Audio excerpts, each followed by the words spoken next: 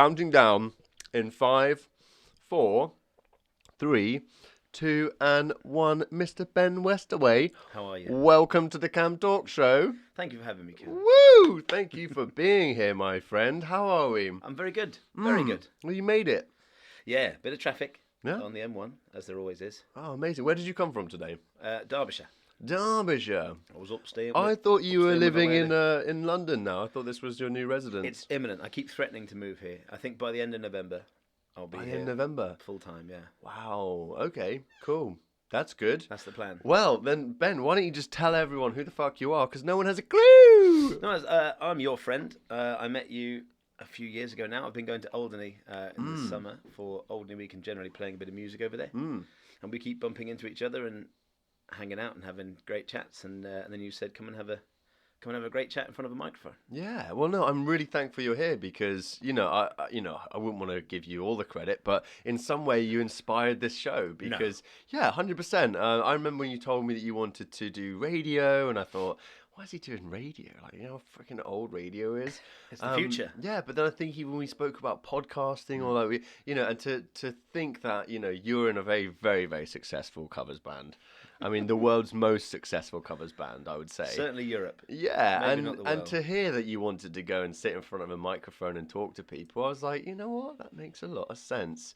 So thank you for setting off a little spark. But for those people who don't know Bring Your Sisters, which who doesn't know Bring Your Sisters by now? If you've been to a Bring Your Sisters concert, like, you'll never forget it. They're pretty unique. They're I pretty like unique. to think. But why are they so unique? Give us a summary of who Bring Your Sisters are. So, I think the band, I think we're more than the sum of our parts, and I think that's why it's fairly unique. We've got That's sweet, because you actually are, like, together, well, we're all really good mates. There's Rich Roberts on guitar and vocals, Stevie Hay on drums and keyboards simultaneously, and then Gareth on bass and all the amazing things that he brings to the table. But it's amazing because you just spoken about some job roles there, but it seems that when I'm watching you that no one really has a clue what's going on. Is that fair to say that you improvise a lot, or do you just make it look like you improvise a lot? It's organised chaos. Ooh, So okay. a lot of the things we've done before, a lot of the things that look spontaneous probably were spontaneous at one point, and then we think, oh, that worked quite well. Let's do that again. Or if we happen to find ourselves in that situation, that's fine. Like Stevie, you were there this year with Yes, Stevie and the yes. Sledgehammer. Well, this is the thing, is that you are completely crazy. You're batshit crazy as a band. I mean, you smash up your instruments, right? You go further than the Who ever have. Only with keyboards, yeah. I can't smash a guitar. It'd break my heart. Interesting. I've never actually seen you smash anything No, but no. keyboards. What's it against keyboards you don't like? They get wrecked over time. The way Stevie plays them, they generally a few keys will snap off, a few buttons stop working, and then as it reaches the end of its life, it's like giving a Viking burial. I love it. And we were happy to do one in Alderney this year. Does Stevie treat his women like he does his keyboards? No, he treats his wife Della a lot better than that. Do you know what? That's fantastic, because the way he smashes up those keyboards, he's just playing. He's like, you know what? Screw my fingers today. I'm going to play it with a sledgehammer, and somehow it sounds great. It's amazing how the atmosphere when Bring Your Sisters is playing anywhere in Alderney or in Marbella, Maribel. Yeah. I'm sure you played Marbella before, right? Oh, we did, yeah. There you go. Of course you have. It's amazing how you just get people pumped. It's very hard to work out when that actually happens in a gig.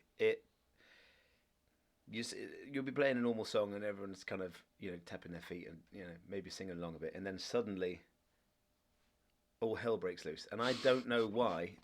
A lot of the time, It's just anarchy, mate. yeah. It's absolute anarchy.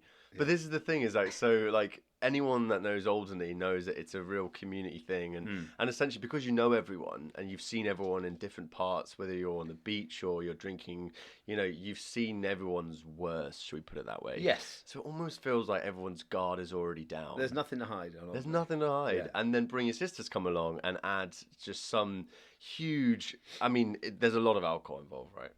A lot of the time, yes. Now, look, I have to talk to you something serious about this because, I don't know if you know, but alcohol's not good for you. Yes, I have been made aware of this. And I often feel like I don't know what the scene is. There must be a scene in the movie somewhere where everyone's partying, having a great time, but like the ship is sinking, or like, you know, you're in the act of killing people, almost like the Wicker Man, you know, where genuinely you're like everyone's having a great time, laughing and joking, but we're bringing you trays of shots every 2 minutes. Yeah. Do you ever look out at the corner of your eye and just think, oh shit? Yeah, all the time. Yeah, certainly. At the Sorry, start I of the gig. laugh. It's not funny. Like I don't know at the why I'm start of laughing. I really like the Wicker Man comparison, because, like the Wicker Man, when you watch it, you know the ending, and you can see it's like looming in the background. And I guess the ending eventually will be that we won't be able to do it anymore in this kind of, certainly with this level of energy, and that'll be a very sad day. But I think you can only be a clown for so long before it gets a bit. But I don't even know whether or not you can stop. Is this not just part of the Bring Your Sisters experience? It's been winding down for a few years, but we managed to disguise it. So shots of water.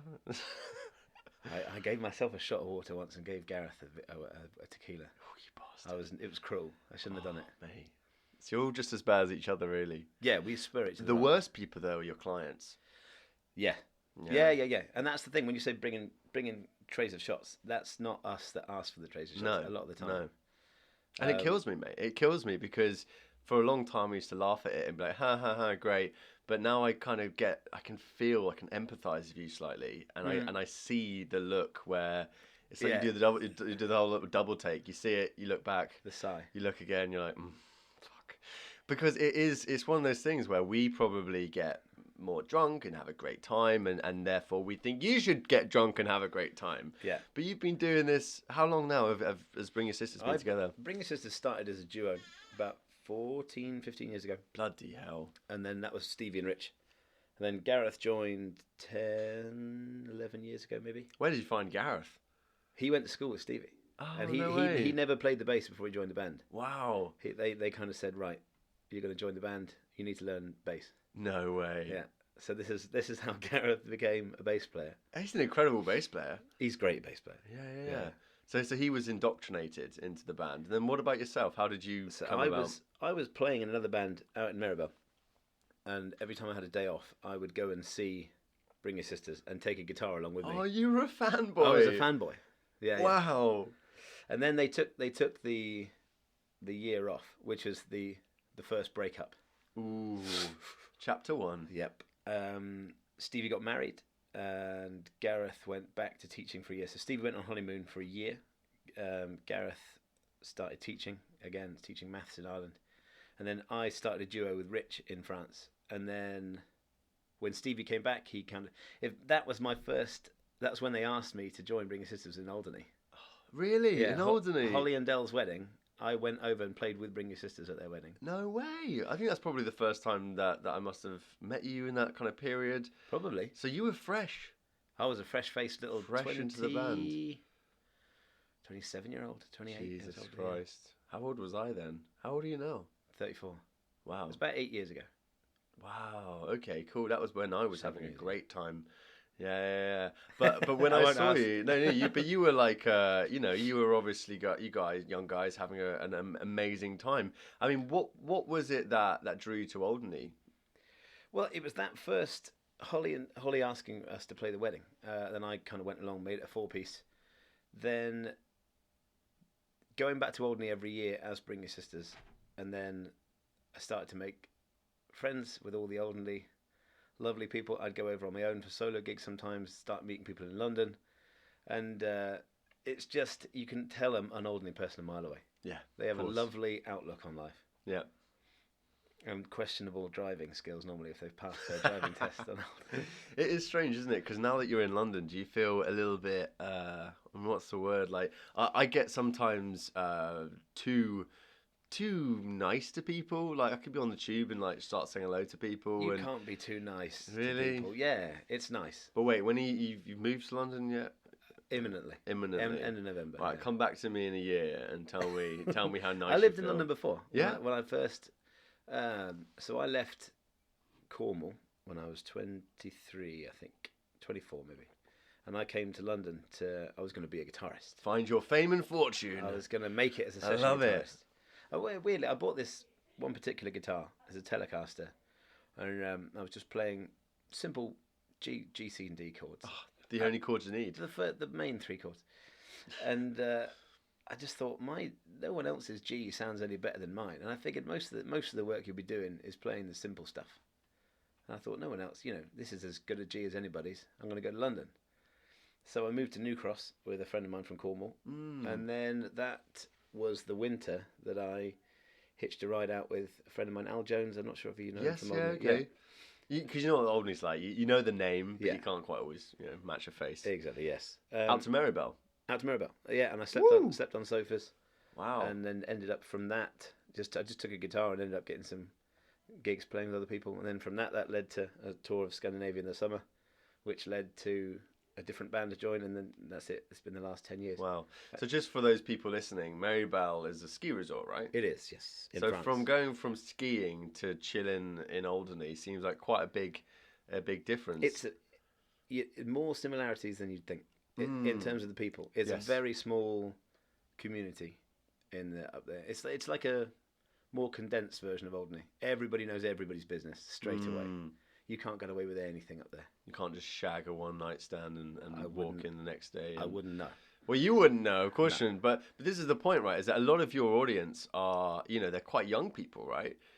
I've seen. Well, you say that in Alderney, it's a mixture. Yeah. You can have like the real young people, and then suddenly next thing you know, smashing through the floor is Leslie Cairnduff with her daughter on her shoulders. Or it's just a weird demographic you play to. Everybody's young in Alderney. It keeps you young. It does. Up here. It's not even the booze. The booze is the catalyst to get you on the dance floor. But it's the dancing. You must feel in some way that you are a healer. I wouldn't call myself a healer. Really? But it's kind of like, you've got the power. In fact, I think this year when Gareth got into his preacher mode, I believed it. This was in the moorings. I think even you looked... Everyone in the band looked a bit like, Jesus, Gareth is... Did we sing out Amazing Grace or something? No, Gareth took that mic and he absolutely went for it. He was like, can I feel ya? Can I get an amen? Yeah, that would have been that way. We would have been doing Amazing Grace. Dude, that was not Amazing Grace, man. That went on far too long to be a song. It goes perfectly into Never Ever by All Saints. So see, that's one thing that you guys are great at, is that you have this story arc almost as a set. It's like you don't start with the bangers and you don't end with the bangers. Like you do something to the audience that the bangers come about 3/4 of the way in. That's it. Yeah. That's it. It's almost like the dark night of the soul, as I would call it. It's that final moment before we burst into Act 3, which is like the hero has to do something that's like that wasn't in them before. Yeah. And that's the moment where we normally all sit down, right? That was a big song. Yeah. That's been that's the key. I think there's a few songs that people associate with Bring Your Sisters, or certainly that we would play at most of our gigs. That again, it's what I call it's like a trigger song. So you'll be playing something, and you'll just maybe I'll give Stevie a look, or Gareth will give him a look, or and we'll go right. Now it's time. Play one of the trigger songs, like so when Gareth does Gangnam Style. Oh. Or Punjabi MC or something. Generally, when he sings in another language or accent, then it tends to bring people's attention to the band. But it's amazing because Gareth joined the band not knowing how to play bass. Yeah, play bass. Could he sing? Was he a singer? He's Irish, right? Irishman sings. Yeah, I mean, he has a good ear, a very good ear, so he can harmonise well. Is it safe to say that you're not technically from a music point of view, you're not Beethoven being like put in your room your whole life to come and play like once in a blue moon. Like as a band, you must have learned all of this together. Yes, musically, it's not particularly high end, and I think the boys don't say that. No. The boys wouldn't mind me saying that. Okay, fair enough. And when I say particularly, it's still technical. Like Stevie playing the drums and keyboards at the same time is incredible. I don't understand how he does it, and how Gareth's memory for lyrics and things. I don't get it. But there are more musical musicians out there. But what Bring Your Sisters has, I think, is First of all, we're all best mates, which doesn't hurt. We all know each other really, really well. We all can roughly predict what we're all going to do, and we know how to make each other laugh, which is a really big thing. Because if we're laughing, you're laughing. I'd like to think. Absolutely, yeah. Or we're just drunk. If we're enjoying ourselves, you're going to enjoy yourselves more as well. Yeah, so, yeah. And also not being precious about the songs we play. We not many bands I think would play 8 Mile with every accent. I was going to say, because you always ask for song requests, right? Yeah. And the song requests that you get can be quite, obvious, right? Yeah. So you do the obvious ones, and you're like, come on, someone give us something we don't know. Isn't that like just the worst? Is if someone asks you a song you don't know, because it seems like for you that's like the challenge you like. That's what I like doing. Yeah. So I run an open mic night over in France, and I like to think I could get 90% plus of requests. That people but it's incredible. Like you'll literally say, "Oh, what song's that? Oh, you mean dude? Yeah, yeah, okay." And you look at the boys and you're like, "Okay, we're playing that. That and it's like, yeah, okay." And next thing you know, you're doing it. If I can hear it in my head, I could probably get it out of the guitar. There you go. You're a healer, man. There you go. You're the Messiah. I knew it. You have the magic. It's safe to say it is called magic. I believe in magic. I think there's an alchemy. There's something in music and the creative kind of spirit that it doesn't need. It's not about the one thing. It's a lot of different things that all add up to something beautiful. And it's the performance that you give. Even the questioning whether or not you even know what the song is. Can we play it? Can't we play it? Next thing you know, bam, you're playing it. The audience is just absolutely captivated. Of all ages. I mean, it's safe to say that some of your best fans are the youngest ones. I've seen a couple of young kids, on the shoulders of all of you boys, thinking, "Is this all right? I really hope they always come up. Those little kids, we know the family we're talking about in particular, and every year he comes back. I've known him since Alderney. He's about a baby. 8. Yeah, he was about 8, so I've known him since he was maybe 1 or 2, and just seeing him grow up, going back once a year, and just seeing that change over the last year. And he always says he wants to play guitar. So when I move to London, he's first on my list. I don't really teach guitar, but you will. I would to him. You will. Well, because this is the thing, is that when you grow up on Alderney, you grow up with this heightened sense of confidence that you can do whatever you want, whenever you want, because Westy lets me play on his shoulders.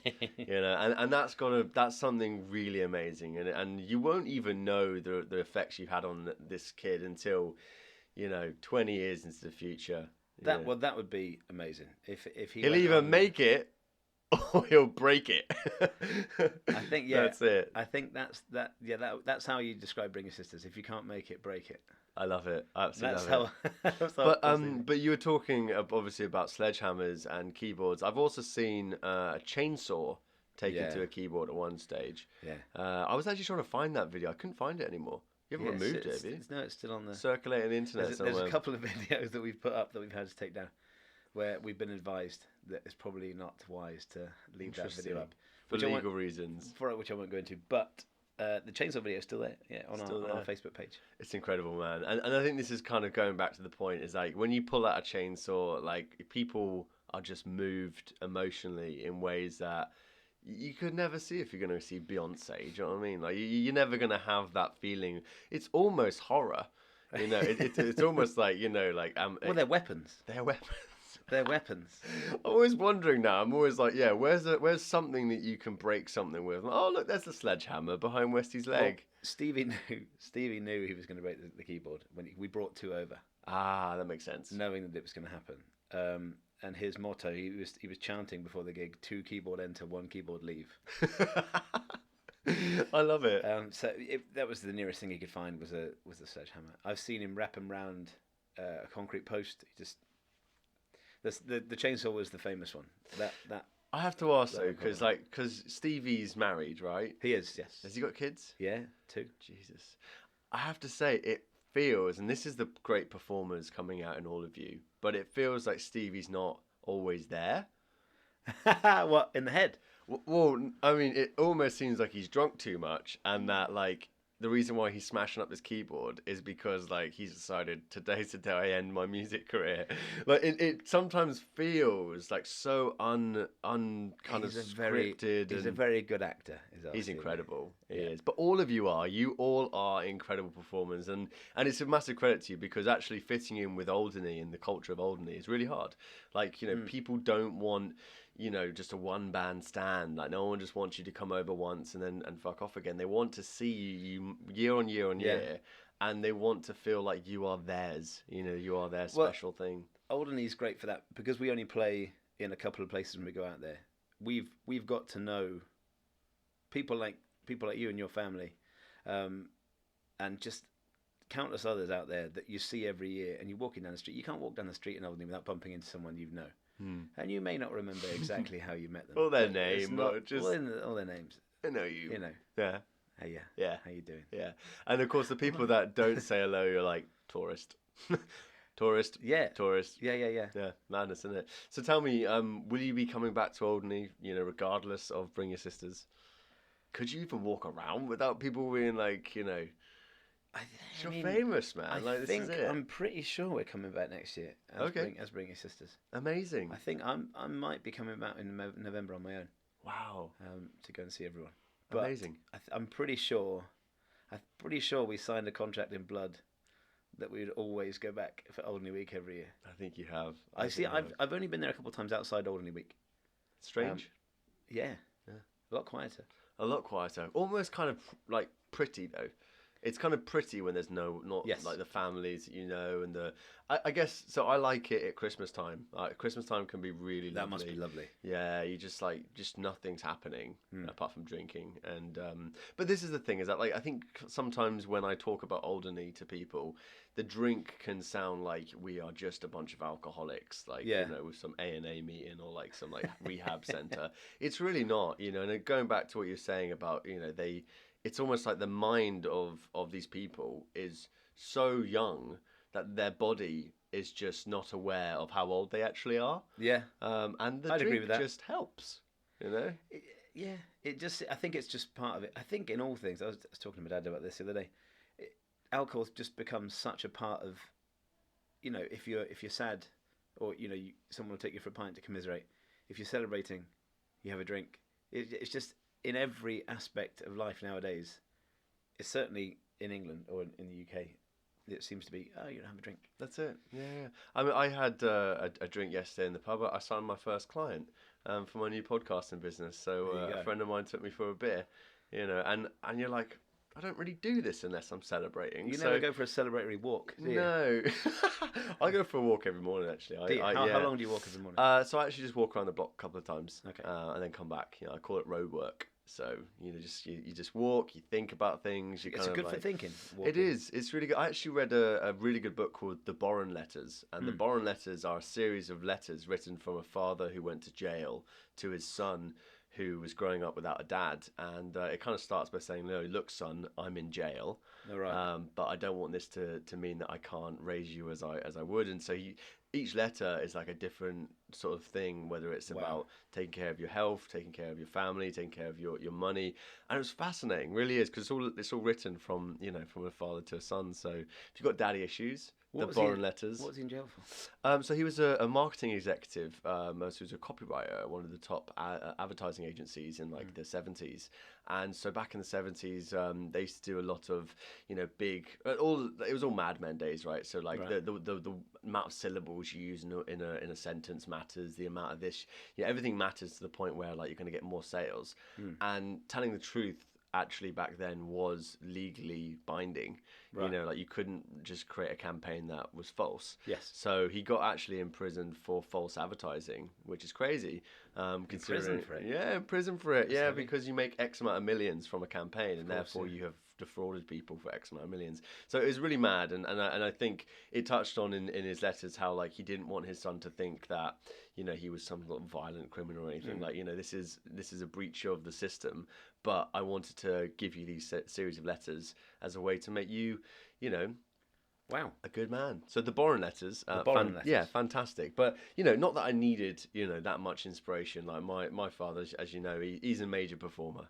He's amazing. Do you know what I think? Because he used to play in Alderney back in like the 70s and stuff, and he still plays. God bless him. He's getting older, but he still remembers the chords, right? We get him up every year to sing You with get us. him every year, I know, and I think he loves that. Like and I think in some way he thinks that he's responsible for you guys.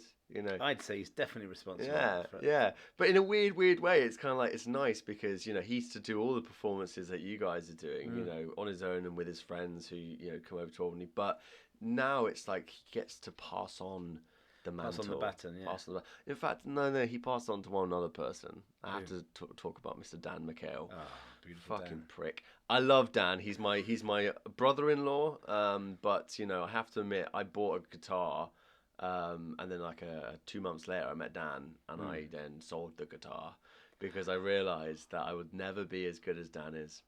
Isn't that bad of me? I thought you were going to say you sold it to Dan. No, God, no. Dan didn't want my piece of shit. Are you kidding me? No, Dan actually. So Dan, the most lovely northerner I've ever met in my life. He actually moved me into my university halls in Manchester when I was 18 years old. Him, my sister, my mum, and my dad, and I remember him patting me on the shoulder, like a really like.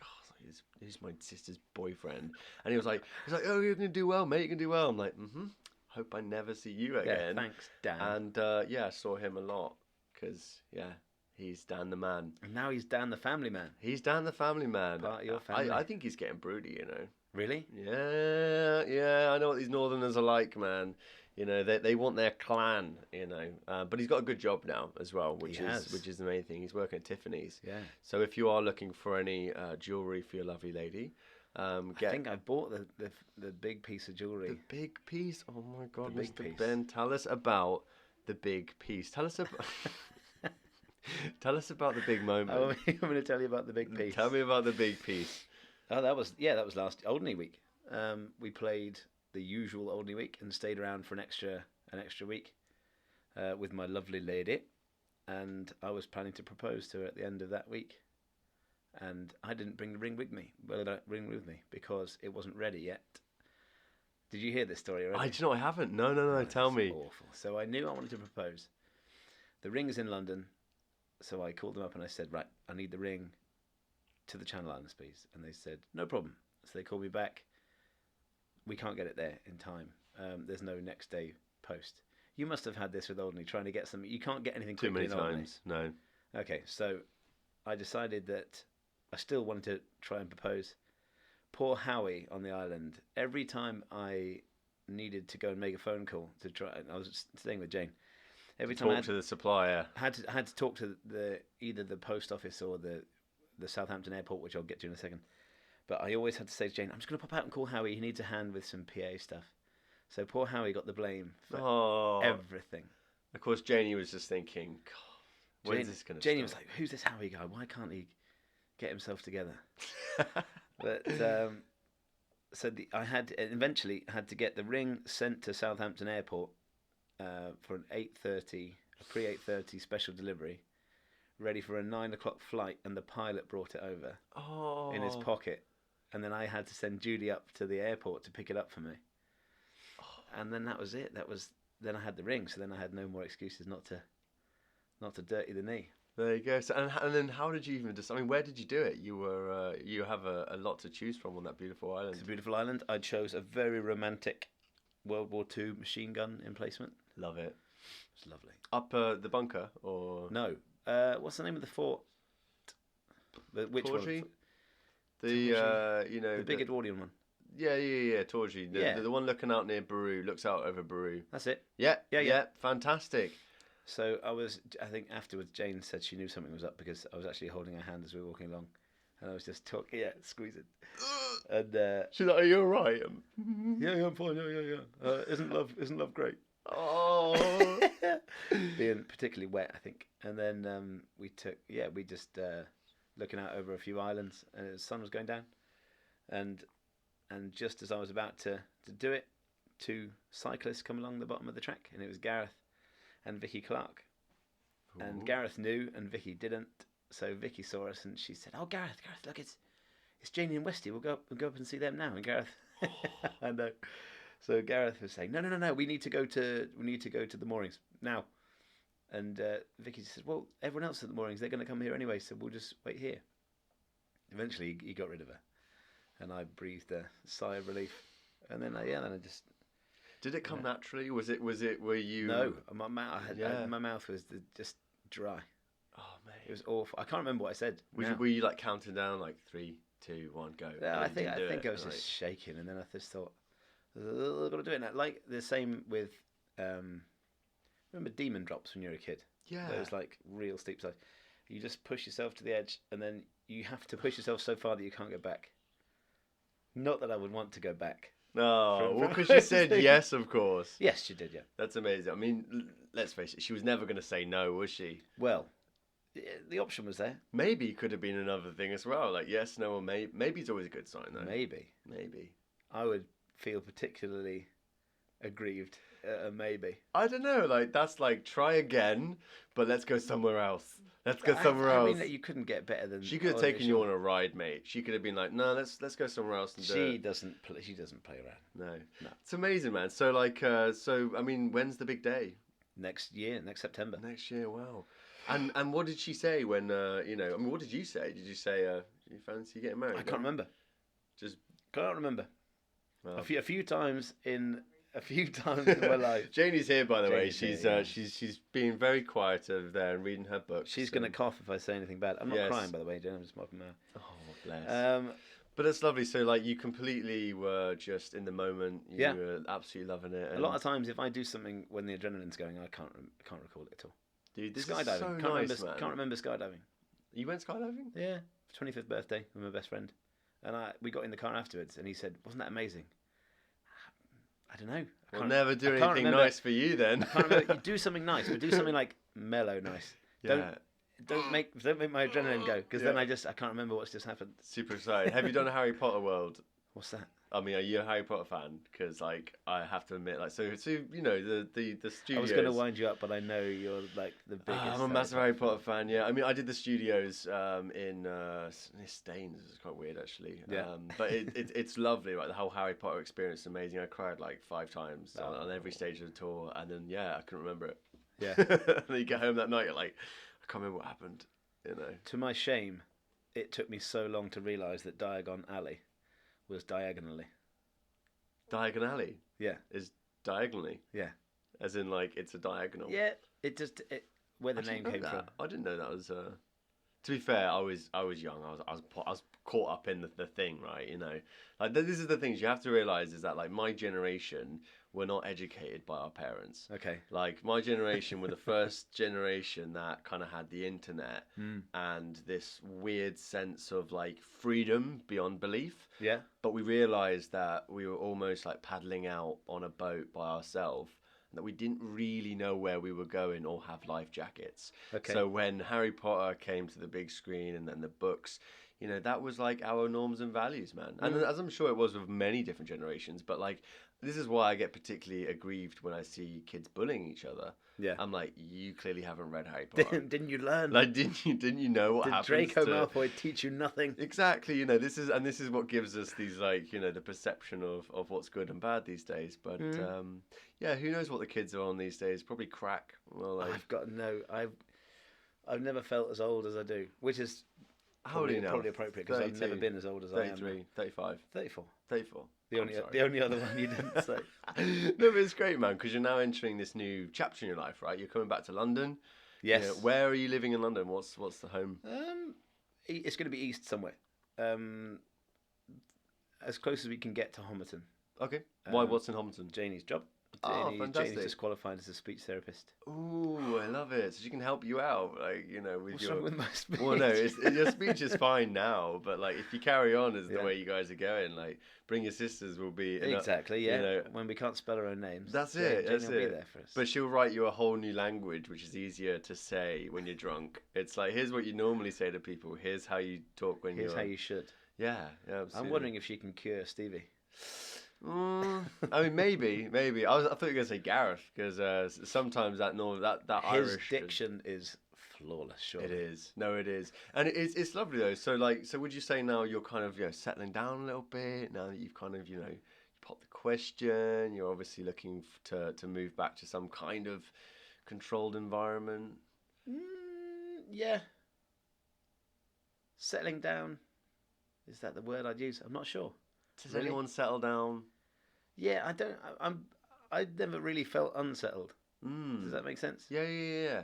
You're always just moving, doing stuff. Yeah, I'm looking forward to not traveling as much. As I say that, I'm doing this winter's going to be the worst for traveling. Because you travel a lot with the band, right?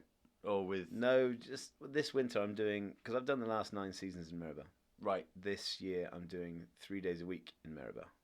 Wow, that's going to be tough, man. Monday to Wednesday, France, and then Thursday to Sunday, UK. Wow, and where do you fly from? London, whichever London. Airport. London, whichever the London airport suits me. No, because I say that because like that's a big factor. I don't know if you've flown from City Airport before. No. Fantastic, mate. Is it? It's fantastic. Yeah, like it's the closest airport you'll ever be in London. It's I actually once saw Craig David there. It's literally near the Shard. I mean, I don't know exactly where it is, mate, but like when you fly in, like the Shard is like here, and you just land. You skim it on the way through. Yeah, literally, and yeah, I mean, it's obviously reserved for like people with money because I saw Craig David there. I was like, in the queue behind him, and I was going to a very nice place in Switzerland, so I was like, quite clearly you can't go from Gatwick or Heathrow, but the bitch is Gatwick and Heathrow. Heathrow's slightly better. Because you got it on like the Piccadilly line. Gatwick, you got to take this like Gatwick Express. I think most of my journey will be Stansted or Luton. Oh, Jesus Christ! There's more airports. There's so many. There's Stansted, Luton, 5 airports. City, Gatwick, Heathrow. It's horrendous. There's going to be another one I've forgotten. Southend. Southend. Wow. I flew from Southend the other day. Yeah, good. That was a horrible story. We drove there, left the car in Southend at about 4 in the morning and walked to the airport because the airport's really close to the town. So we just parked the car on a residential street, walked to the airport. It was 4 in the morning. Went to Ireland for a wedding. Picked up the hire car in Ireland, just driving along. And I looked at Jane and I said, I have no idea where we left the car. One of those ones. It was awful. And we laughed about it at the time.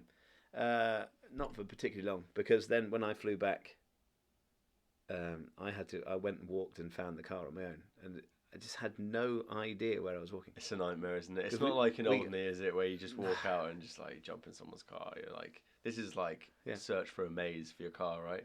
Yeah. It took about an hour and a half, I think, to find the car. But then I just turned. I had Jane on the phone on Google Maps, kind of searching. Right, check this street. Just walk down here to see this.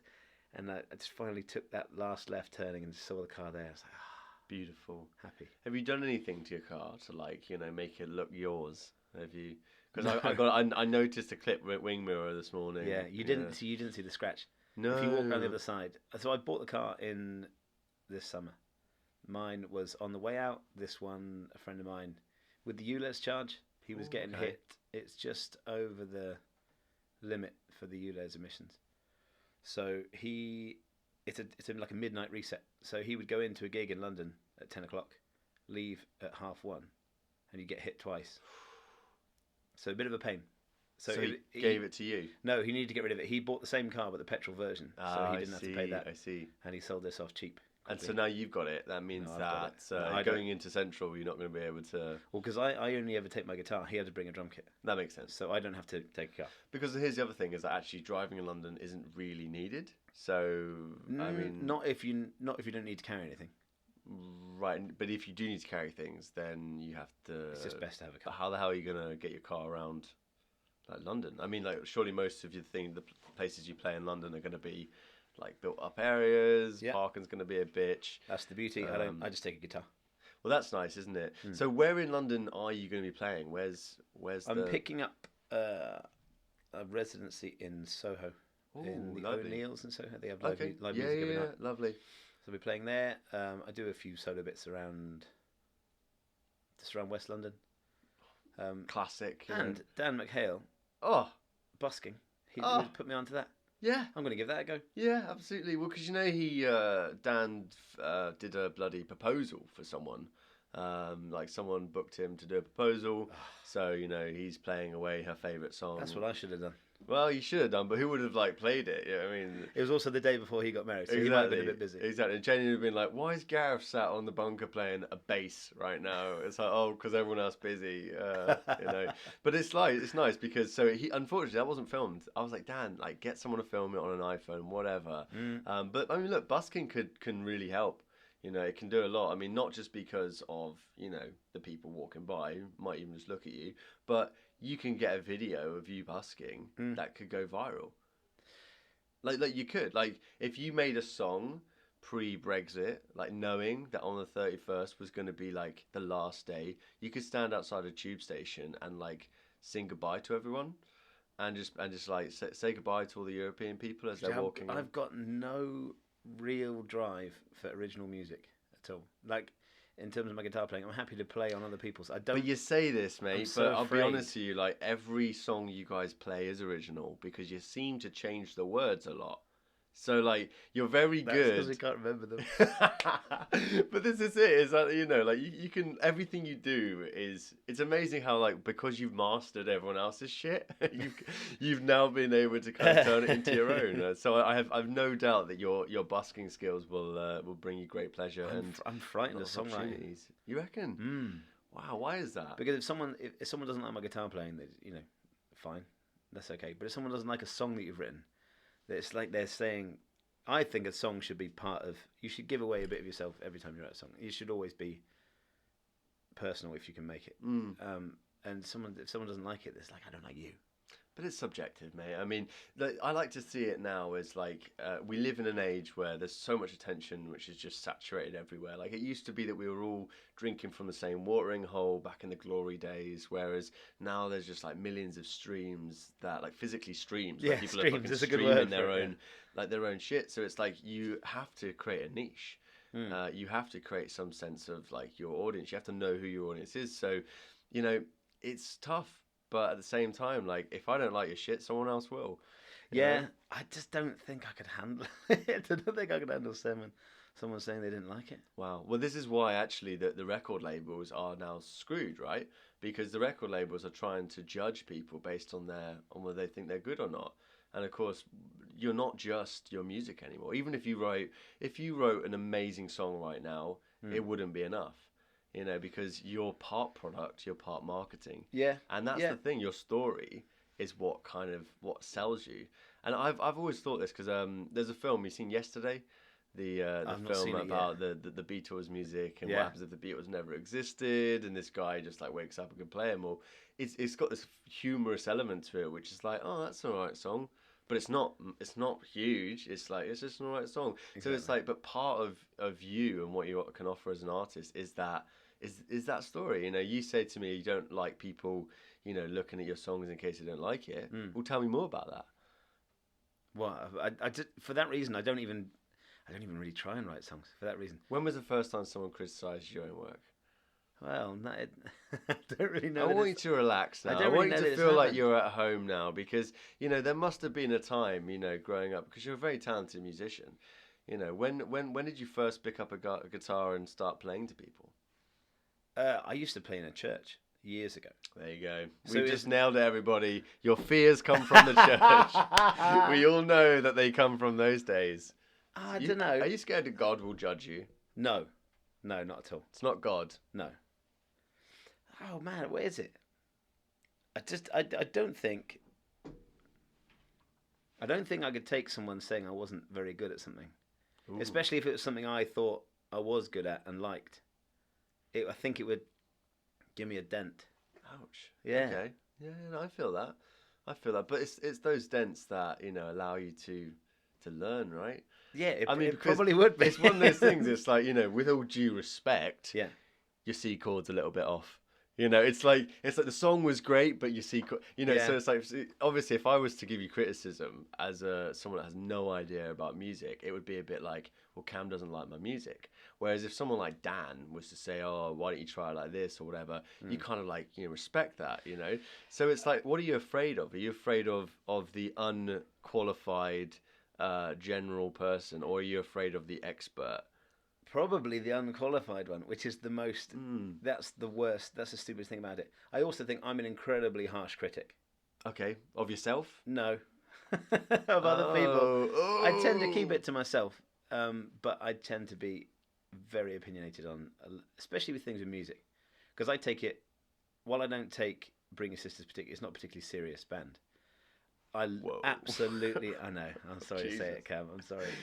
But God. I don't. I take guitar very seriously. I think guitars are the most beautiful things in the world, and I'd spend all my money on guitars if I could, and just live in a guitar shop if I could. Wow. But so Poor Janie. yeah, lucky Janie. Does she play instruments or does she just watch? She plays sax apparently, but I've never seen her play. Oh my God! Maybe you should get yourself a little duo going on. I think one day she'll come into the house and I will have just set up her sax and polished it and just it'll be gleaming there with a brand new reed. Yeah, but you're going to judge the shit out of her, man. You're going to be like, you want to fix your reed, Janie. How can I put it? Because I don't. So you've got opinions about everyone else, but you're afraid to get into the ring. Is that it? Maybe.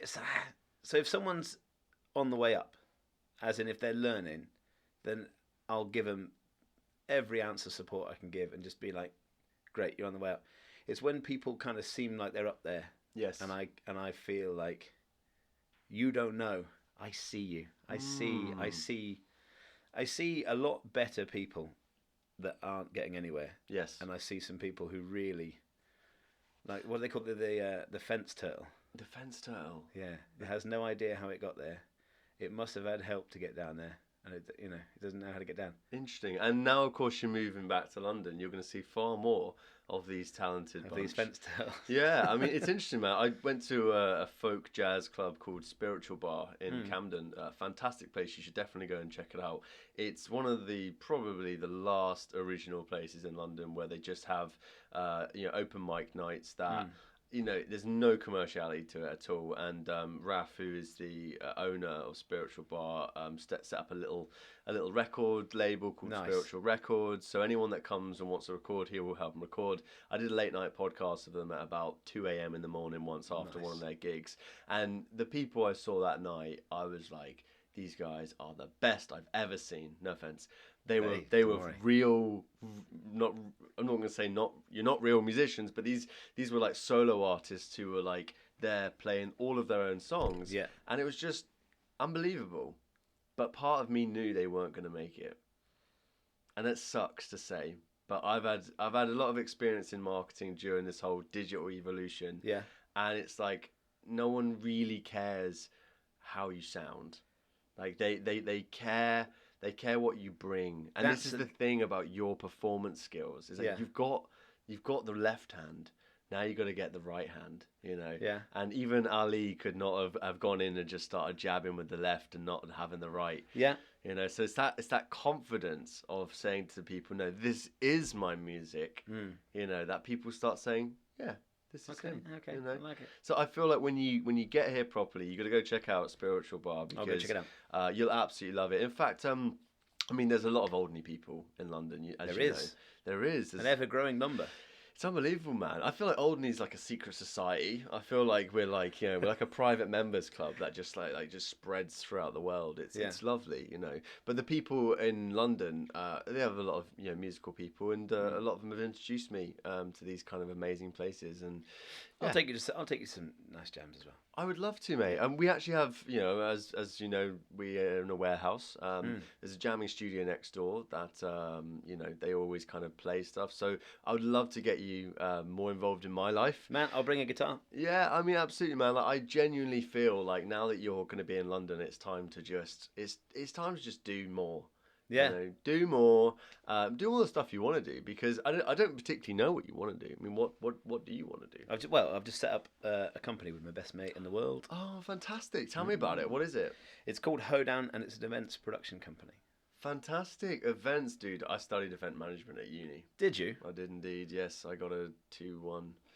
I didn't really Very care good. for events very much. But So if you're an event manager, you make the call to me and say, I need this amount of staging, I need these lights, I need this, or you would just say, this is what I'm doing, what do I need? and then I'd come in and go, okay, you need this, and Interesting. I'd pull everything together. I make sure everything turns up on time, runs properly, and gets packed away nicely. Wow. And so how long have you guys been doing this? It's just starting now. I love this, man. Like, it's the genesis. Yeah. Like, this has just started as well, you know. There you go. And so what was the inspiration behind this? Obviously, because we all know that you've done events and you've set up, pack down a million times. So Yeah. is this something that you feel like you can do better than other people? Certainly as well. And if not just better. Ideally better. Yes. I've been on the receiving end of enough bad events managers through playing at events, and you just think, why do you do that? Why don't you do it this way? And you just get to the point where you go, well, I'm going to do it then. Yes. Yeah, absolutely. That's the plan. Wow. And so, exactly what type of events are you looking for? Are you looking to do everything from we do everything from a speaker for a garden party with an iPod lead, so you can just work away with your own phone or whatever, right up to a 3-day festival with a couple of stages and everything in between. What about like a Glastonbury kind of thing? We could run a Glastonbury stage. Yeah. I mean, because this is the point, right? Is like, I mean, look, Glastonbury is huge and everything, but like, there's another festival out there. I still believe that the biggest festivals have yet to be made. Really? Yeah, 100%. 100%. You've got to realise that in the digital age, we have the opportunity now to scale our experiences globally without the need for people to be there exactly. So when events companies like yourselves embrace the digital side, embrace the social, embrace the feeling that you don't have to be here to enjoy it because we're still thinking of you, then suddenly your audience gets global, and then the next thing your sponsors want to be involved. So you have the budget. Now you get to think, right, what is the experience I want to create for people? Because that's like, well, what happens if I said to you, here's £1 million and I only want 5 people to be at your event? What are you going to spend £1 million on? Well, this is, luckily I would pass the buck here. I am the technical guy. The guy I work with, my best friend Tom, he's more kind of planning. He's a bit of a creative genius. And Incredible, yeah. He'll be able to do that kind of thing, the work with people on the concept. And I'm the guy who goes, right, plug that into there, make sure it's yeah. But here's the thing, though, is like the creative and the technical aspect of business these days is more important than it ever has been. It kind of used to be that you could kind of outsource creativity or you could outsource the technical, and nowadays a business, a brand is very much made up of those two fundamentals. So it's almost like if Monzo decided that they were going to make this card a really great card, it wouldn't be orange. But the fact that they thought about, the creative and the technical delivery as one, it became that thing. So, I'm not saying that you're, that you're not great at putting up stages, but how do you do it? What is it that makes your clients feel, that was a fucking amazing experience, Is it the speed? Is it the fact that you just, I don't know, put out a deck chair, you'd be like, here's a mojito, come and watch us put up this in 20 minutes. Bam, go. I think it's just making everybody being the safest pair of hands possible. That's important. Safety hands. So if someone says, even if they say in passing, because some people can be a bit flaky. They don't. Some people, half the people will want everything pinned down, and a minute by minute breakdown of where you're going to be, which is fine. And some people are a little bit more fluid with it. Yes, that makes sense. So if you can make sure that you've got everything you need doubled, so you can, if anyone says, oh no, we need this, right there, got it. Yeah. So being a safe pair of hands, and then that will build you, it just builds a good name. Fantastic. Being super reliable. Yeah. Tell me, have you heard of a company called Fat Llama? No. So Fat Llama are a rental company who hire out anything.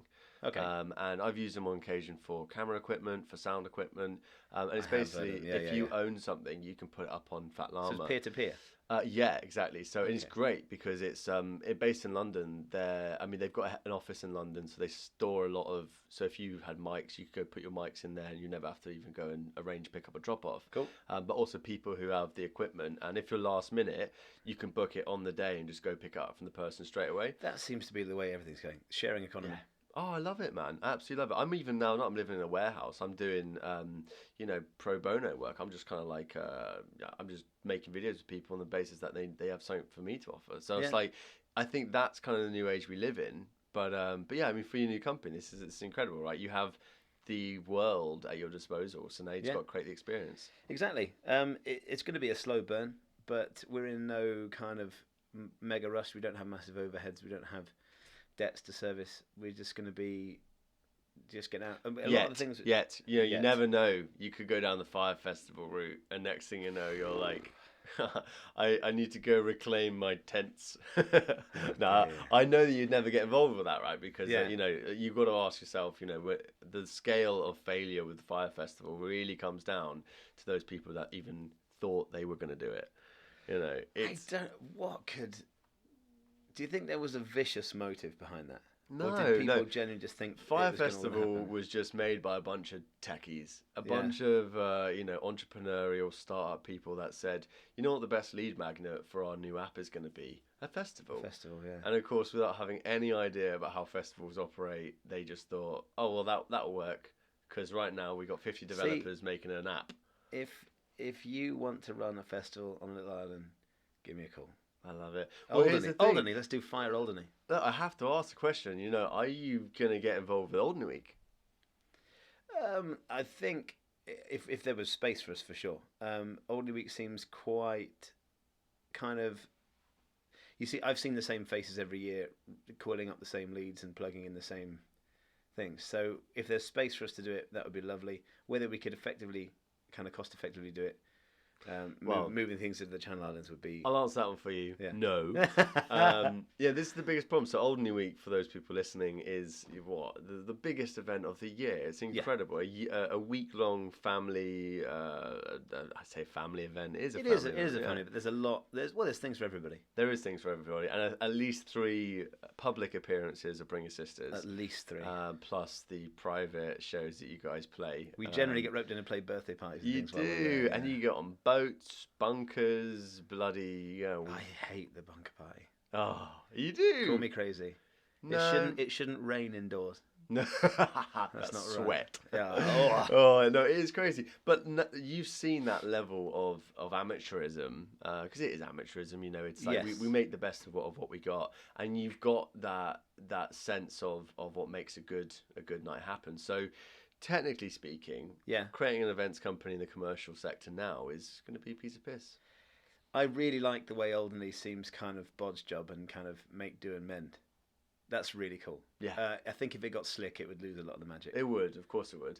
But you would be freaking out if you started seeing the band on the stage you've just put up with all the equipment that you've just put there, starting smashing keyboards and downing trays. See, if it was their keyboard, I don't mind. They can do what they want to their own stuff. But I think you're not going to become a Scrooge one day. Like the young band gets up on stage as well. It's like, it's trash as shit. You're like, never. They're welcome. They're welcome to it. I love it. There's nothing that we wouldn't do ourselves. They're all welcome to it. So is this kind of the next chapter? It's like, all right, so we've played on these stages, we know what it's like. Now let's monetize our experience in a way that allows us to have a little bit more security, a little bit more, Yeah, it's as much as that as just finding something to do other than playing music. Yes. Kind of what we started talking about, all the alcohol, all the partying. I'm going to get married next year. I would like to be around for quite a while. I have no intention of checking out in about 10 years. So I'm trying to work on the bod, trying to not drink so much, and also trying to find a business that I can do 9 to 5 Monday to Friday, rather than having a wife that's going to be working Monday to Friday 9 to 5, and my hours being the polar opposite, because we'd just be ships passing. Yes. So yes, of course. It's as much as half inspiration and half kind of, how do I put it? Half needing to, half wanting to. Yeah, of course. Yeah. But it's your expertise. Without those expertise, there wouldn't be a business. Right? I've got a decent little skill set. Yeah, of course. So happy to find. So what do you need? What's the biggest challenge now with the new company? Getting work is just getting out and meeting people. So as soon as I get to London, I'm going to be everywhere. I'm just going to be wearing a big hoedown t-shirt and dishing out hoedown cards like nobody's business. Brilliant. And I think I'd like to just start with working with people like you do, say pro bono work. It would be nice while we haven't got our door being knocked down by people wanting us. It'd be nice to go and find people that are doing events for things we would believe in, or events we would go to ourselves, and offering them help. So, some charity work. There's a couple of people we're speaking to that are put on charity events. We're happy to do things for cost for now, just to get some pictures for the Instagram and just meet some more people. Because if it's anything like guitar work, you get work by doing work. Yeah, of course. And this is the thing, now that you're going to be in London, there is no shortage of work. There really is none. I was saying to you earlier, the first day I arrived at this warehouse, there was a stage set up in the car park, and there was security guards who they were the same security as Tomorrowland. Oh, so wow. They were super official. And I was chatting to security, and I was like, what is this? I just moved in here today. I don't really know what's going on. And they're this like, is just Tuesday. This is what we do. Well, they were just like, I don't know what this is either, but it's like this small warehouse community decided they wanted to put on this public event for the public, and let the gates open, and everyone kind of came in. Nice. And even the security guards, I was like, do you want a cup of tea? And they're like, yeah, okay. You live here? And I'm like, yeah, Yep, yeah. So it's amazing. Obviously, there's experiences going on all the time, and it's actually interesting. A lot of these big brands are now looking for the events to create a real life experience. I always remember I had a job interview at the BBC once, and the BBC were like, okay, Cameron, so if you were to become a producer here, what would you do?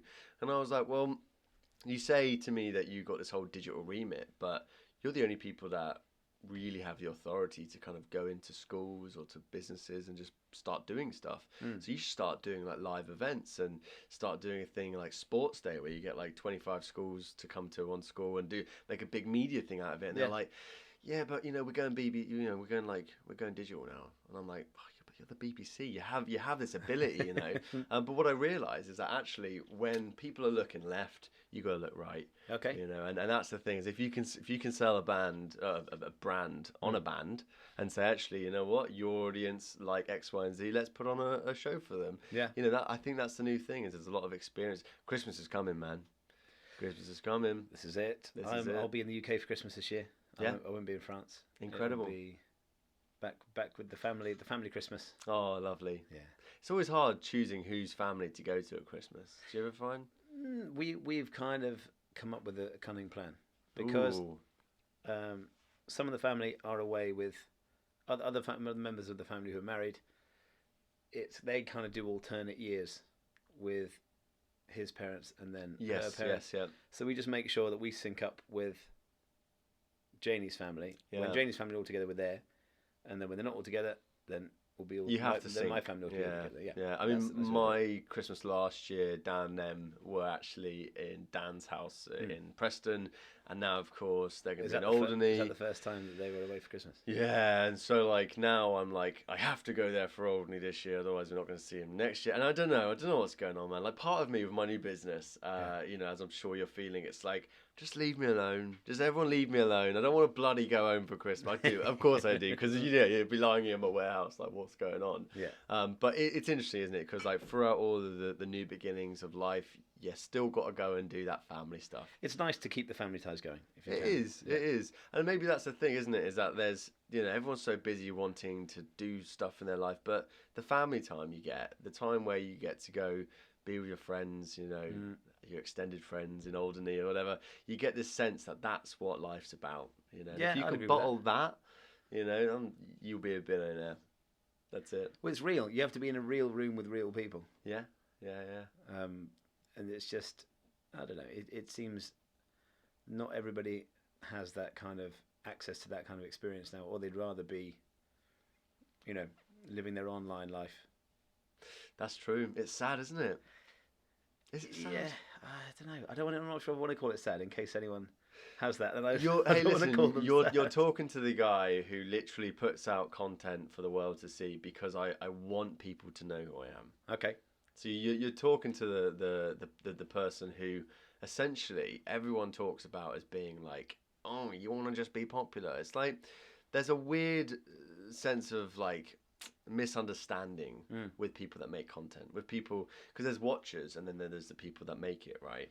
And there's a lot of hate going around. There's a lot of hate going around. Yeah, do you get some hate? I get hate. Yeah, more than just hate. I get like just ignored. Being ignored by people is fine. You don't want to like my post, fine. You don't know if you're being ignored. Yes, you do. Okay. You do know if you're being ignored. Right. Because, my mum phoned me up earlier. She says, Cameron, I've watched your video that you did a blah, blah, blah. I'm like, well, yeah, it's only got like 12 views. And I'm like, didn't even like it. Didn't even she's like, and it's like they watch, but they don't engage. You know, Okay. so for someone like me who actually because the reality is that like, I've only got Alderney friends really. Like all, when I look at my analytics, it's like 25% of them come from Guernsey. I'm like, well, I definitely don't know anyone in Guernsey, so like it's all coming kind of from Alderney, But I make this kind of stuff because I want them to engage with it. Okay. And when they're not engaging with it, you're just like, okay, Long hour. yeah, but like, what have I done wrong? Am I doing this? Am I doing that? And so I understand that. And I think the worst thing is because what I do is video based. So I love this stuff. I make movies and stuff like that. So it's great. But those people who are kind of just doing things like taking photos of themselves, like influencers, like I've worked with a lot of influencers who are just like, it's weird. It's like they are more concerned about the likes and the engagement than making it. Yeah, exactly. I take a making it's fun, man. I take a very dim view on the whole thing. When are we going to start your podcast? Because obviously, as an event company, you should have a podcast. An event company podcast. Yeah, let's do it. Here's the thing: is like so. This conversation we're having now is getting put onto iTunes, Spotify, Google Podcasts, that kind of stuff. And if anyone is listening, thank you very much. But more importantly, the videos that we get to create here act as these little lead magnets. So if as a company you decide that we're gonna come into Cam's bedroom, for 1 day a month, and we're gonna make 10 20-minute podcasts about everything about events, and maybe even industry specific, so that what you can then do is you can take a little 1-minute video of what you spoke about, then put that into Facebook ads model that just targets the bars and restaurants, that just targets the charities, that just I like this however long we're going to speak for, there's going to be these little micro contents coming out. These little samples, because it doesn't, not many people want to sit down and listen to it, are going to watch a 2-hour video of... No, I don't want them to, mate. Not unless you're driving right now or doing some washing up. I don't want you to listen to this thing and waste your time. I want you to go out there and find the thing that you love. And it's not going to be listening to me. It really isn't. But it's the video that allows us to create these small bits of value. Yeah. I had a conversation about being dyslexic, which actually I was told that I have Ireland syndrome, which is a visual stress disorder. Okay. And so on this podcast, we're chatting about it. I post this little 2-minute clip onto about 10 different dyslexic groups in Facebook, and one of them just went viral, right? Oh, and I had nice. 5,000 views in an hour. I had about 50 comments, and everyone's saying Ireland syndrome's fake, right? And they're saying that Ireland is the name of the brand, not the name of the syndrome, right, or the disorder. So it was amazing, this eye-opening, how just this one little bit of content that we made in a 2-hour podcast is the thing that people care about. So that's certainly I've just started CamTalks as a company, right? So my company, I offer companies like yours podcast ability and the ability to distribute. So I get to now really I get really creative when it's like, well, I don't care much about like the content of what you talk about. You could talk about whatever. I care about the distribution. So I care about the fact that, do you want a video to put on your email signature so that every single person that you talk to gets to see that clip where you spoke about events? Do you have a list of charities that you want to reach out to who could hear you talk about this? Do you have a bunch of alcoholics on Alderney who want to hear you talk about Alderney? Yes, you do. Yes, we do. Give them something to talk about, because otherwise they're going to make up their own shit, and that's not what you want. You want to control your own narrative. Nice. I'm pitching to you right now, man. But listen, like I said, pro bono work. I'm all for it. Yeah. Let's do this. Here we go. Another one. Yeah, now you see those people who see on camera. You can actually see that I do treat my guests. You're looking after me well. Well, teas, coffees. Unfortunately, we have no real milk now. Give it a eat so our listeners can listen. This is our ASMR section.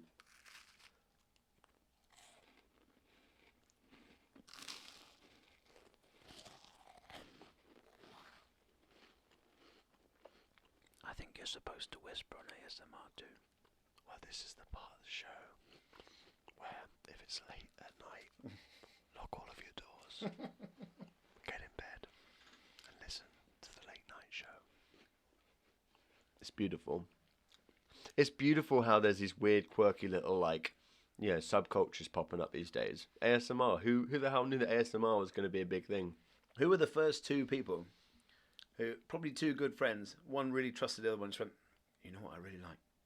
I really like listening to someone eat crisps. And they thought, well, I like that too. That's it.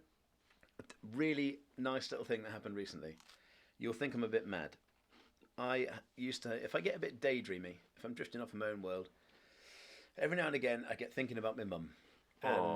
And I would see the panic on her face as she was being eaten by lions. And I would be really terrified that my mum was going to get eaten alive by lions. And to the point where I'd have to go and make a cup of tea, or I'd have to go and do something just to take my mind off it. It was so serious. That's terrifying. It was horrible, horrible. And 2-3 weeks ago, I told Dad, I said, you know what? I said, I know it's weird, but I keep having these thoughts that Mum being terrified, and I have to really... And he just smiled and he went, I have exactly the same with my granddad and crocodiles. Interesting. And as soon as you said that, if I think about that with Mum, it's gone straight away. Wow. I don't hold on to it at all. Well, what is it about animals in dreams? Because I used to have the lion dream. Okay. Daydream or a sleep dream? Oh, shit. No, sleep dream, man. Wait, you're thinking about this in the day? Yeah. Wow. It's not a dream. What the hell are you thinking about? That's what I mean. I'll have to take myself off and just force myself to think about something else. Otherwise, I'll get a bit upset that my mum's going to get eaten by lions. Oh, that's so sad, man. But my dad is exactly the same. Yeah. But crocodiles.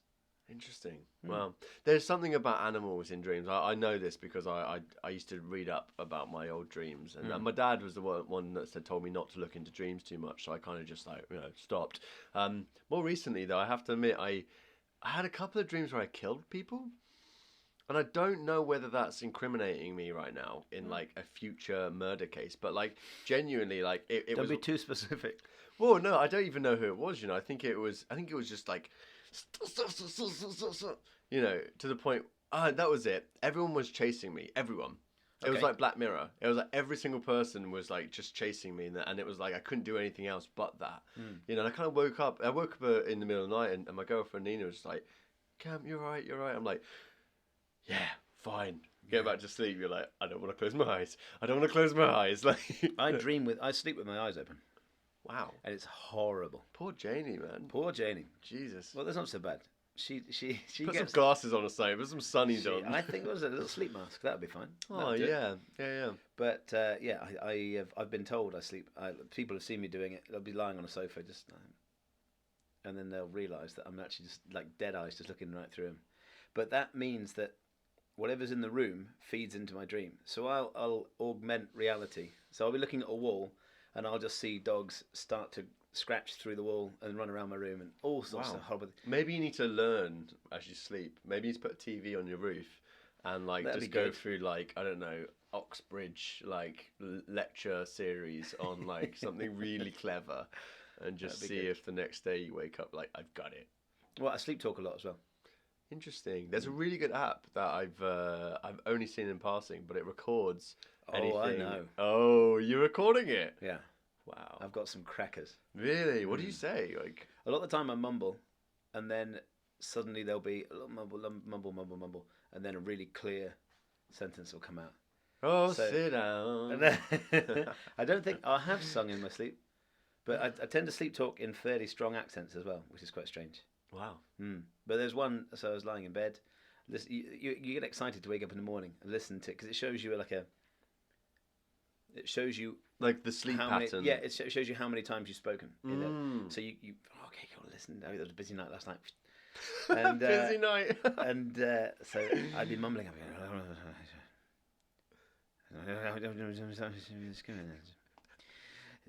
Minky, minky, pinky. I'll send you the clip.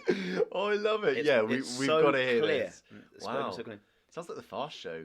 Rinky binky bang bang. I love it. I've also said again a couple of mumbles and then pardon me, my dear. Wow, spooky. Wow, poor Janie, man. Does she do anything weird in her sleep? I don't know. I'm normally asleep a lot quicker. Yeah. Well, I tend to be head meets pillow gone. That's it. You're a good boy. You just get to sleep. That's it. Sleep. Yeah. Wake up. Do you have sleep habits? Do you kind of wake up at a certain time, or you? No. Not really. Are you just a lazy fool, just not waking up at 6 in the morning? I tend not to set alarms. Good. I let my Let head nature do. I let my head do what it wants to do. Do you know what? Recently, I've started working only at 10 a.m. Like, so I won't Okay. let myself work until 10 a.m. That's no phone, nothing, and it's lovely. It's so nice. Nice. It's so nice. What time do you wake up naturally? 7, 8 o'clock. Yeah. But because I'm not working till 10, it's like I'm either gonna get up, go for a walk, do a little bit of basketball or something, or I just stay in bed until 10 and I start work at 10. It's lovely. It's really nice to start at that time because, you know, I'm always working till late anyway. You know, the hard stop is 2 a.m. Oof. So it's like if I'm working at night, fine, but there's a hard stop at 2, and that's like always. But I wake up whenever. I can't stay awake that long. No? No. No. But I'm you gone will be by soon, mate. 11:30, 12. Sooner or later. I mean, When look, I get to London. well, no, here's the thing actually, because with your new company, I guess you're just it's gonna be long hours in terms of like, right, we need you there, get this up, get this down, get out of here. I think the first few months, certainly the first year, is just going to be, like I said earlier, meeting people and just getting the word out as much as I can and just spending all the time I can emailing, keeping contact with people. Yes, yeah. When the actual work comes in, then that's just going to be added on to the top of that. That's it. But you're outsourced, man. You'll get people working for you. Certainly, you could attend or talk to the event management courses at universities, because I did some work experience at Creamfields when I was studying event management. Nice. Didn't turn up to any of my shifts. Okay. You know, I ended up finding 2 lovely ladies to go and have a fun time with. You know, Two. Two. I was a lucky boy. Yeah, I was really lucky. They said to me, they're like, "Are you working here?" I was like, "Well, it's my work experience, so I don't really know if that counts." And so I was like, "Well, let's go then." And I just took off my bib and put it on the gate. Gently folded. Well, I thought if if the high vis was on the gate, at least people know where to walk. They don't need me there. So that's what you do. You were stewarding. I was stewarding, yeah, but I ended up just going partying and ended up having a great time. So, Yeah. but more importantly, there are university students out there that take this stuff really seriously and now have gone on to start event companies. So, like, certainly looking for help in the universities, I would definitely look at, because they're hungry, man. You know, we're all hungry, but some people are hungrier. And especially if you're a student in London, you're kind of, already on that. You want to get out there and you want to... I'm amazed how busy people can be, especially when they're at uni. Ah. Just absolutely busting the gut to get all out sorts and do of things. shit. Yeah. I mean, but these days, university it's a bit like in America. Like in America, they give you compulsory other subjects to choose. Whereas, extra credit. Yeah, whereas in the end, you fall upon doing something that you didn't know you were going to do, but you loved it. In the UK, we get trapped in this like idea, oh, my event management course is about events. And so when you go to uni, it's up to you to go and look for other shit to do. So societies or like work experience or whatever. So I think there's this, people know now, most of my friends have not done what they've done when they went to university, but they go there knowing that they'll try stuff and they're busy. They're absolutely busy. I didn't finish uni. Good man. But didn't finish Everyone loves the dropout. My 3-year BEd primary education degree. I did 1 year, and I thought, I can't do this. I love that. It's the paperwork. I can't. I'd be the best TA in the world, but I can't handle the full teaching side. It's more of a management role. Well, look, man. I mean, like, everyone loves a story of that, by the way. So, like, your personal brand, when you're standing there, talking to people about, tell us about your event company. You say, well, I was never really into education much. Yeah. Got kicked out. You could just don't let the truth stand in the way of a good story. Just kind of tell it in the way you do. But it's interesting because a lot of these really successful entrepreneurs, people who have started these huge unicorns, have like failed university, dropped out university. Yeah. So you're a bit like, you don't need anyone to give you a piece of paper to tell you what you're good and bad at. You know that more than anyone. Do you know what I mean? Yeah, that's true. It's I mean, that's unfortunately just the established way of doing things. I think so. The establishment. But aren't we lucky, hey, that we get to be a little bit more aware these days? I think certainly for some people, uni has to be the way to go. If I mean, obviously, if you're going to be like a heart surgeon, like, Jesus, don't drop out of uni. It's best that you do a heart surgery degree. I think I would not like 10 years at least. I wouldn't like someone to turn around and go, you know what, I'm just going to do it, and then whip out a knife and start heart surgery. But uni's not for everybody, and there shouldn't be a door closing. I wish if I had my time again, I would have gone to university a bit earlier, and I would have done a general subject, because I think the university, getting a degree is good for your head. It's good to meet people. It's good to show yourself that you can work hard at something and accomplish it. But if you don't fancy it, then as long as you work hard, I think you'll get away with it. Yeah, and here's the thing, man. So like you as I wouldn't even want to just call you a musician. Like you're not even. What a would you musician. call me? An audio master. Three words. 3 words. I would say you are a. I wouldn't hold you to exactly 3. I mean, use a bit of license. An audio master, a master of my ears.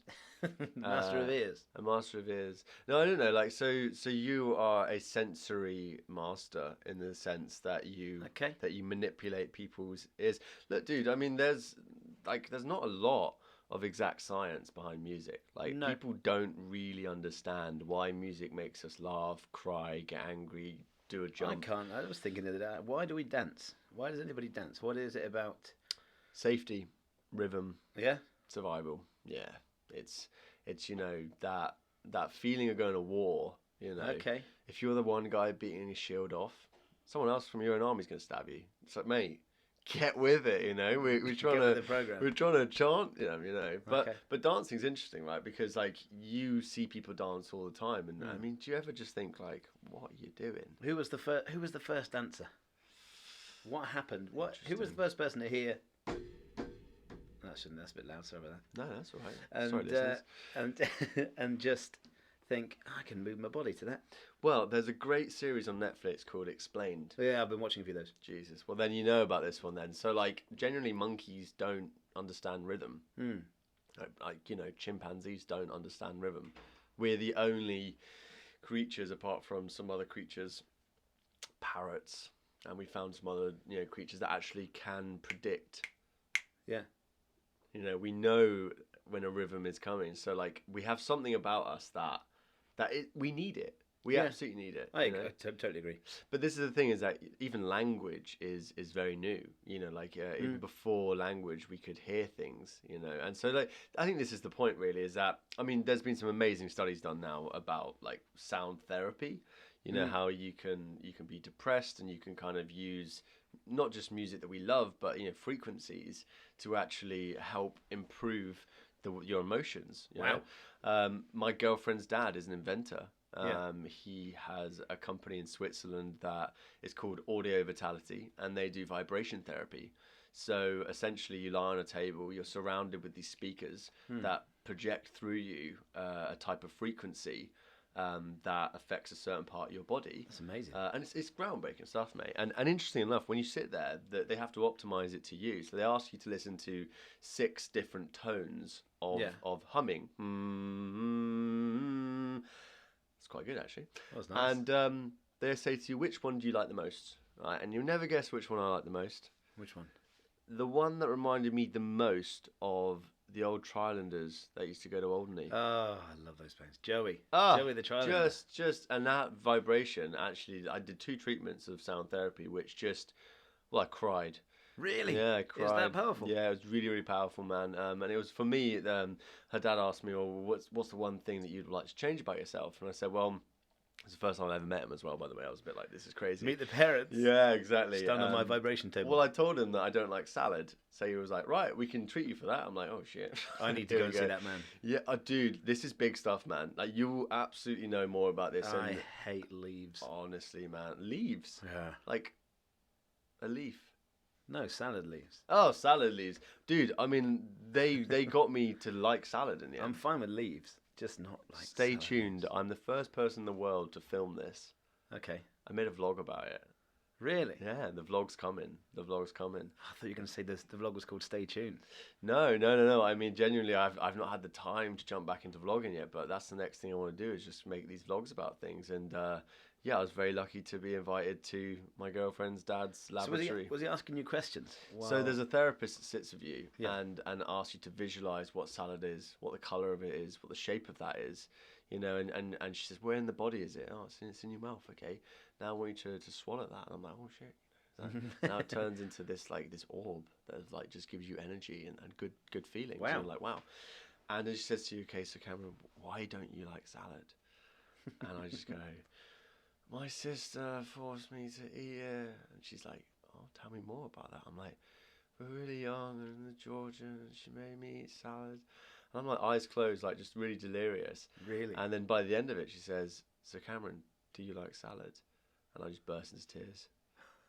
Yeah, I love salad.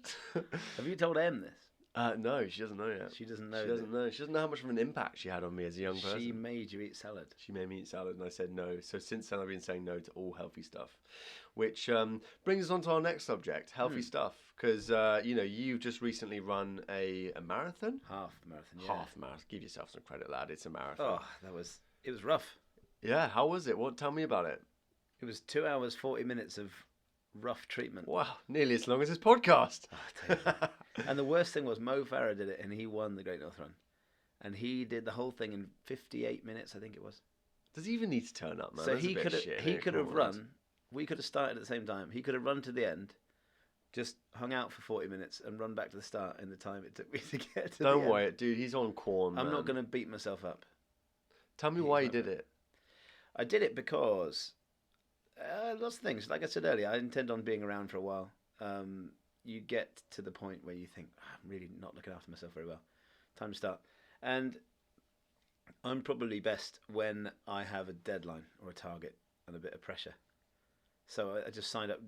Janie did it the year before, and I thought, that sounds like fun. I'll sign up for that. So again, just signed up for it, and then I thought, right, now I have to do it.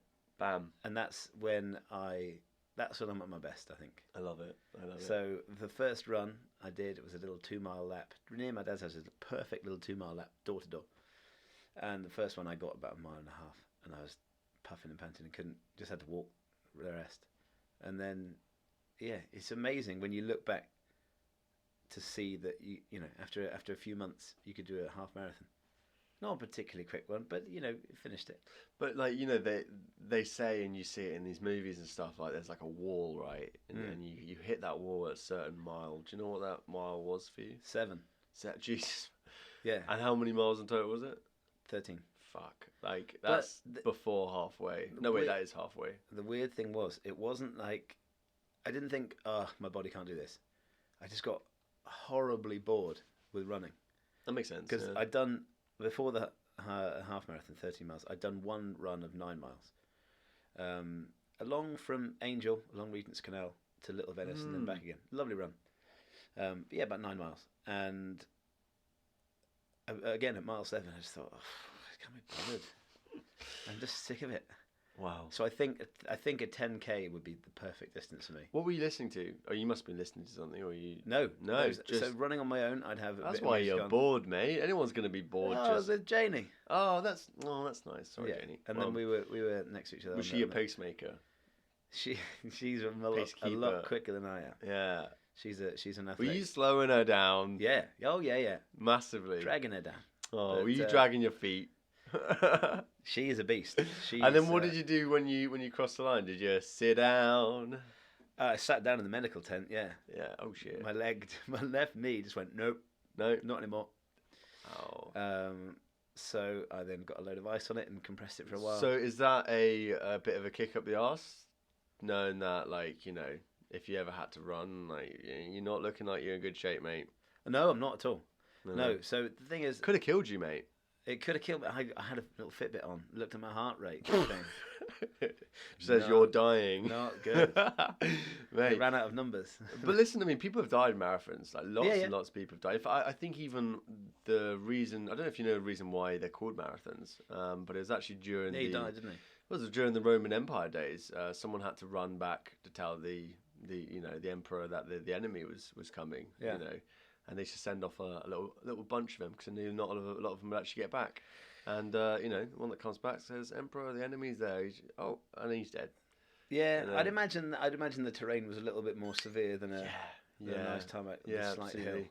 Well, look, here's the thing, man. You did it. You did it. You know, everyone's got a number on them. You know, everyone's got like a little bit of spandex. You know, nice shoes. Did I have spandex on? What did I have I on? bet you had good trainers, didn't you? I had lovely trainers. Oh, I bet you loved buying those trainers. I did love buying them. I bet you put them on and wore them around the house, didn't you? I think I went for a run as soon as I bought them. I just put them on and went for a run. But you didn't want to get them messy, so you're like, better go home now.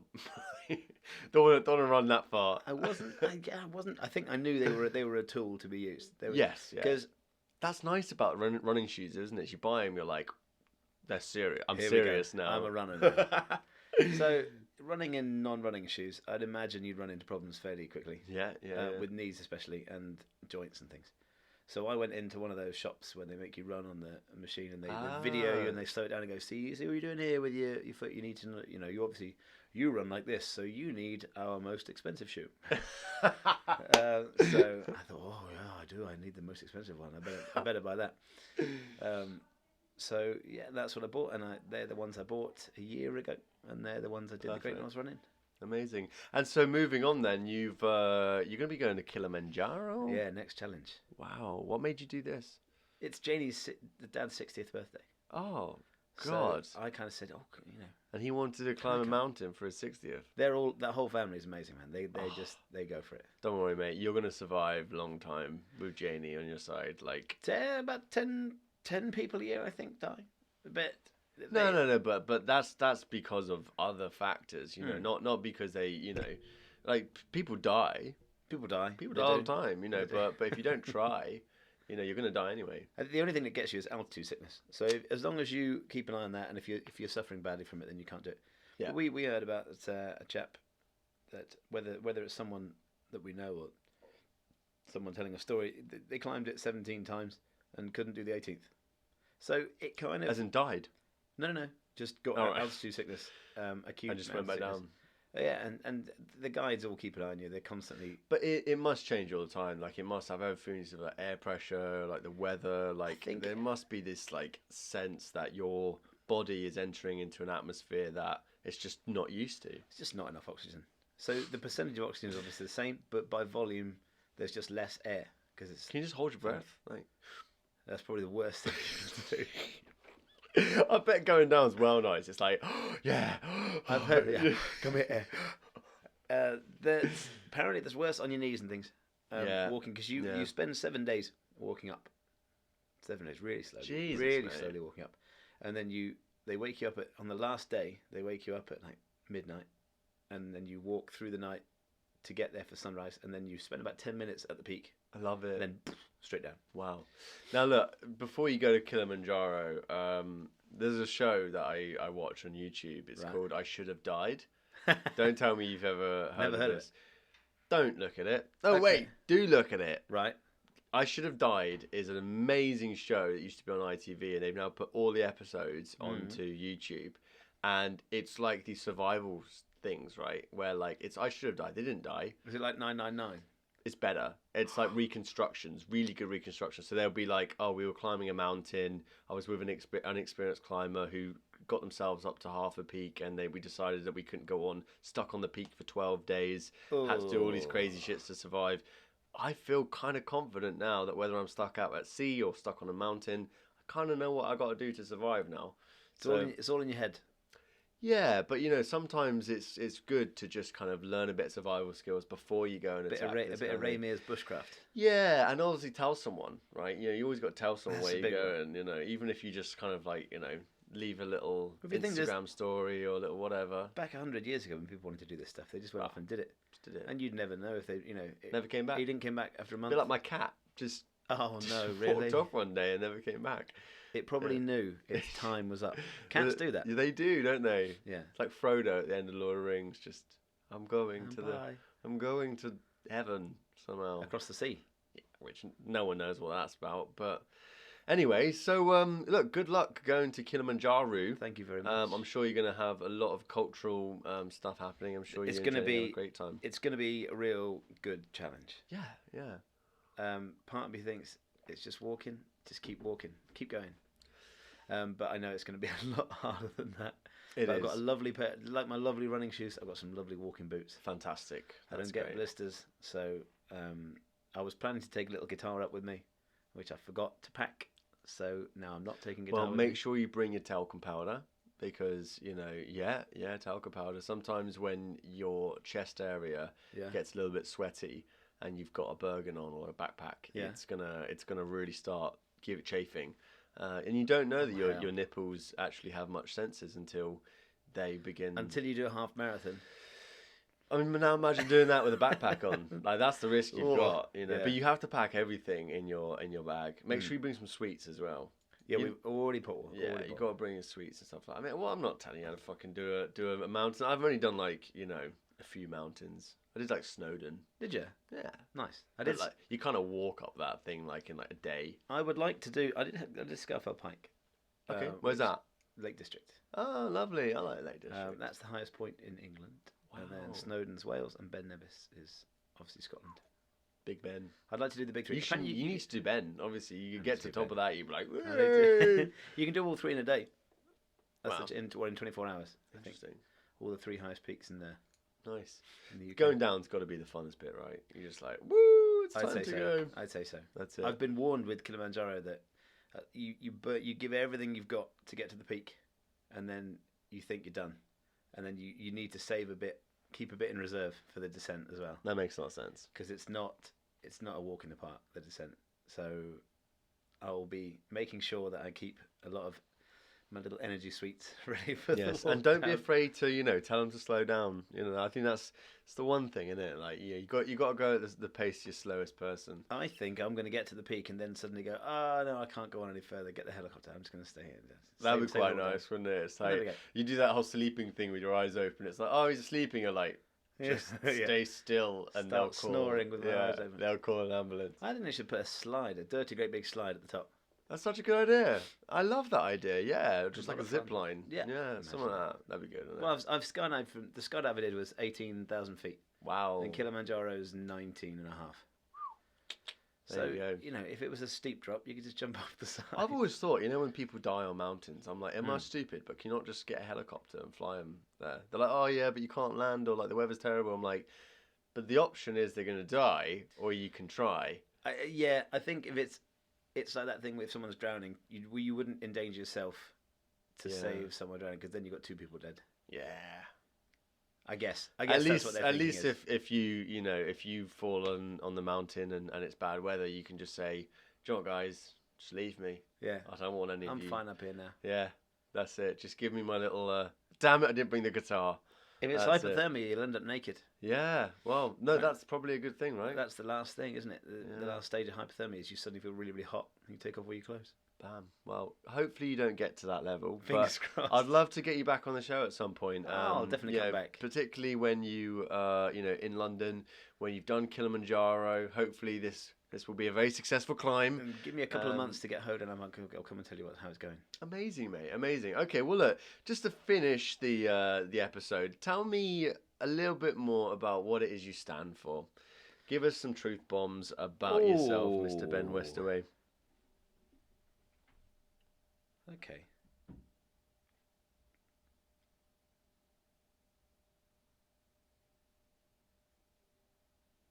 My audience are highly educated, by the way, so they need a really good answer. Yeah, I know. This is what I'm worried about.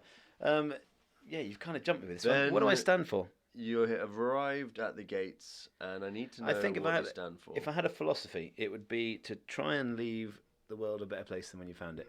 I like it. And that's not necessarily just cleaning up after yourself or ending up carbon negative once you've at the end of it all. I don't know. It's just if you look after. Yeah, I guess I listen to a lot of Jordan Peterson, and I really like his attitude of kind of clean yourself up, and if you've got a bit left over, you can help people close to you, and then if you've got a bit left over after that, then you can help your community, and I love that it. seems like a lovely. Yeah, Jordan Peterson, what a lad. I like him. Yeah. I know a lot of people don't, but I do like him. No, I love, it's not even the 12 Rules of Life. I mean, you've read the book, right? Yes. The book wasn't even the thing. It's the videos that he's on, you know, and the inspiration behind the whole fix yourself before you fix others. It's game changing, really, isn't it? I think he's got a good heart. Yeah. I think he maybe, if there's a criticism, he maybe can come across as a little bit cold, and not. But he's an much academic, you know. And the thing is, I used to hate my teachers at school. So, like, you know, this is one teacher at least I like, you know. But I feel like it's because, you know, I'm at the age now where I'm looking for that that sort of role model. And there's something nice about not being a victim, you know, as like you're not, you know, you're responsible for all this. Yeah, yes, I would be a little. I'd take maybe a little softer line than he would on that one, because it's very easy. I've had a very easy time of things, and I can't really put myself in the shoes of somebody that doesn't have, and maybe hasn't had the best start. But I definitely think if you're all sorted with yourself, then you'll be in a position to help others, and I think that's a great way of looking at it. It is. Yeah. I wouldn't necessarily blame anybody for not getting themselves together. I don't think it's easy for anybody to get themselves together. Mate, getting yourself together is the number one thing that everyone's got to do individually, right? You know, but that's why I think Jordan Peterson's view of it is, you know, look at yourself first. You know, before you start telling everyone how to fix their lives, go fix your own life. Yeah. But so maybe, if anything, it's just a nice little guidepost. It's a bit like, we know that you care about all this external stuff, but what about internal do you want to fix? And then you start saying, well, I'm not doing this, I'm not doing that. You're like, okay, do that first. Yeah. You know, and then life becomes easier, right? Yeah, definitely. I love it. Namaste. Namaste. Namaste. Motherfucking stay, mate. I love it. Well, look, dude, thank you so much for coming on to the CamTalks show. We could talk here for hours and hours and days, but I think it's been a great talk. I think that, you know, one of my highlights of our talk, which is what I say, is finding out about your new company. Yeah, I didn't think I mentioned it to you in Alderney Week. No. So tell us more. How can we find out about your new event company? Hoedown.co.uk. Excuse me, who do what? Hoedown.co.uk. Hoedown? You're doing a hoedown. HOEDOWN. I love it. So for any, just London or UK based? UK based. UK based events company, hoedown.co.uk. Mr. Ben, motherfucking Westaway. Thank you so much, my brother. Pleasure. High five, low five.